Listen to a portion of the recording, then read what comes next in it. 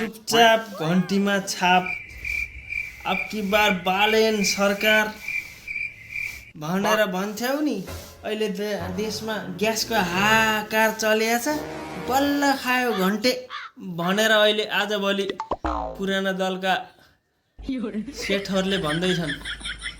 उनीहरूलाई थाहा छैन र विश्वयुद्ध हुँदैछ, तेस्रो विश्वयुद्ध लगभग सुरुवात हुँदैछ। वहाँ तेलका भण्डारहरू हाने छ। साउदीमा त आधा ग्यास दिँदैछ साउदी सरकारले वहाँ तेलका भण्डारलाई हानेर। यिनीहरूले भ्रम सिर्जना गरेका छन्। लौ बालेन सरकार आयो, रासपाको सरकार आएपछि तेल हाहाकार भयो, यो भयो ऊ भयो।